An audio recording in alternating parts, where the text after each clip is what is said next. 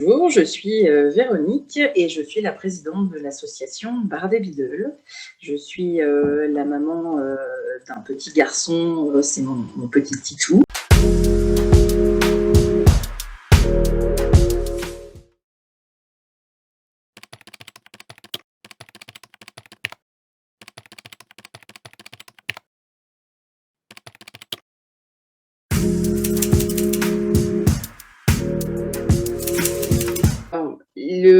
Par rapport au syndrome de Bardet-Biedl, l'appréhension de la société, entre guillemets, ou de l'entourage peut être vraiment variable selon aussi les symptômes qui vont être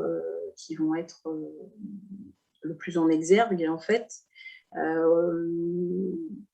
Quand ils sont petits, en règle générale, ce sont des enfants qui se développent tout à fait normalement, qui vont avoir un problème de vue. Donc, il peut y avoir effectivement cette obésité qui commence à s'installer et qui peut, vers la primaire, commencer à générer des moqueries, etc. La dystrophie rétinienne fait que, parce qu'il faut savoir que le syndrome de Bardet-Biedl, le symptôme totem du syndrome, c'est une rétinite pigmentaire. La rétinite pigmentaire, les premiers signes évocateurs, c'est qu'il y a une perte de la vision nocturne aux alentours de 6-8 ans. Donc l'enfant, dès qu'il fait sombre, donc pour tout un chacun, il fera encore jour. C'est juste que, par exemple, il est 5 heures du soir, le soleil commence à tomber un petit peu, et puis il fait encore clair. On ne va pas dire qu'il fait jour, il fait clair. Pour ces enfants-là, il fait nuit complète. Donc, ils vont voir des points lumineux, ils vont voir peut-être un réverbère, mais ils ne verront plus les trottoirs, ils ne verront plus les... Voilà. Donc, déjà, tout petit, ça va commencer à créer des problèmes. Donc, ça peut être des problèmes aussi même à l'école, parce que des fois, il y a des classes qui peuvent être sombres, des montées d'escalier qui peuvent être sombres. Donc, c'est des enfants qui ont des appréhensions. Il y a un problème de champ visuel aussi, donc de profondeur de champ visuel. Donc, par exemple, un escalier... en colimaçon, c'est très compliqué à appréhender parce qu'on ne voit ni le début ni la fin, on ne voit pas où ça commence et où ça se termine. Des sols en damier aussi, par exemple, un carré noir, un carré blanc. Enfin, c'est des enfants qui vont voir ça en 3D et qui vont avoir l'impression de marcher sur quelque chose qui bouge. Enfin, voilà, donc, il y a cette prise en charge-là qui est déjà compliquée. En règle générale, alors moi, mon petit, il avait... en plus, ces difficultés cognitives qui faisaient qu'il était très décalé, qu'il était très bébé dans sa tête. Alors, les enfants autour de lui ont toujours été très bienveillants. Il faut savoir aussi que j'ai eu une autre chance. Je me rends compte que j'ai eu quand même beaucoup de chance. C'est que,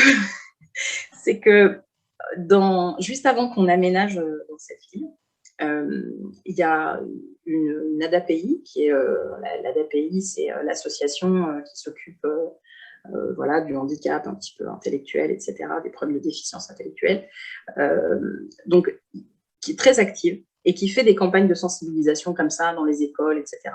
Et quand ils ont su que le petit allait arriver à l'école, ils sont venus pour parler aux autres enfants et leur dire, voilà, on va vous expliquer ce qu'est le handicap intellectuel. Alors, c'est quoi un handicap? Alors, ils ont tout expliqué, ils ont montré, il y avait des handicaps visuels, cognitifs, des gens en fauteuil, et c'était sur des enfants de maternelle.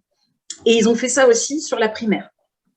Et en fait, moi, j'ai eu l'occasion d'assister à une de ces campagnes-là, enfin de ces journées, enfin de ces moments de sensibilisation. C'est absolument génial parce que déjà, ces enfants ont une empathie, une écoute, une bienveillance autour de ça. Ils posent des questions, ils s'intéressent.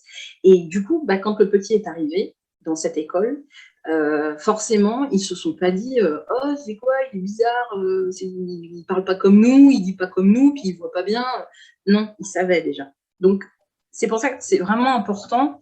Alors, c'est un peu encore enfoncer une porte ouverte, mais militer un petit peu pour cette sensibilisation-là et cette inclusion, parce qu'on parle beaucoup d'inclusion scolaire, mais faire de l'inclusion scolaire, c'est pas que se dire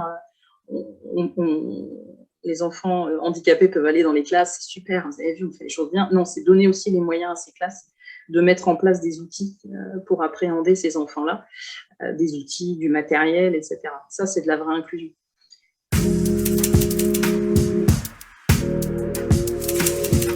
Titou est accueilli en institut médico-éducatif.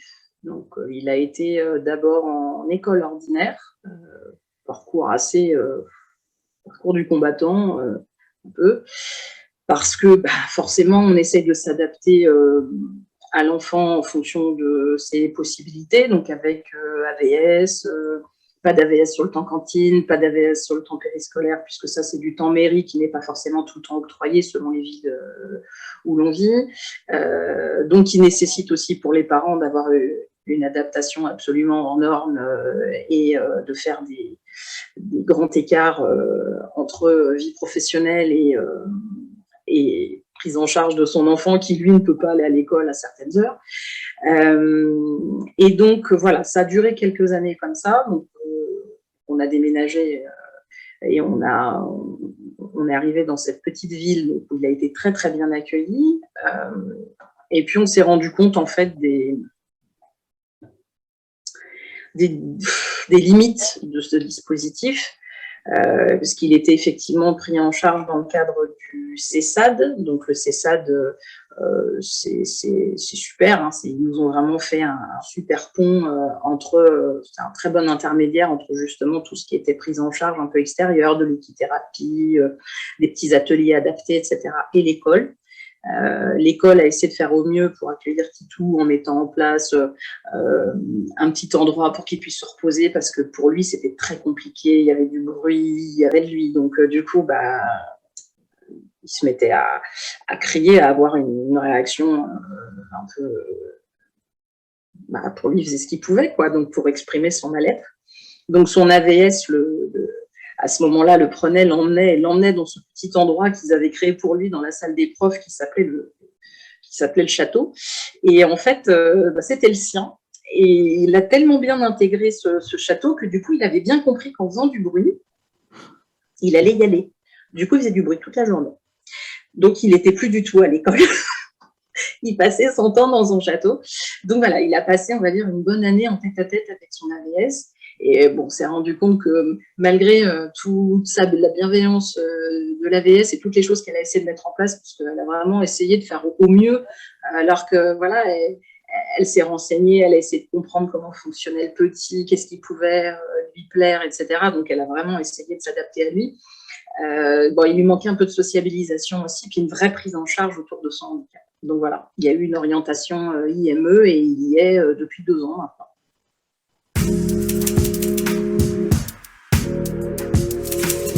La prise en charge en IME a été plus compliquée pour Titou. Déjà parce que l'IME, selon le groupe où on se trouve, on ne va pas forcément rencontrer des copains. Selon les handicaps des autres enfants, c'est pas forcément évident de se projeter. Titou doit être un des rares de son groupe qui a la parole, qui est verbal, on appelle.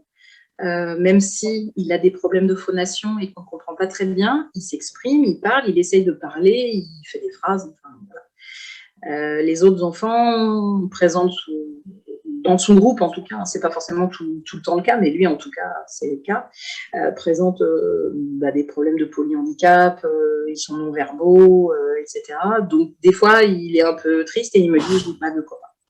Donc, ça me faisait un peu triste. Mais je pense qu'il est quand même content d'y aller, puisqu'il va quand même s'en rechigner, parce qu'il fait des activités. Je pense qu'il a bien compris. Et il adore son éducatrice. Donc, ça, déjà, c'est pas mal.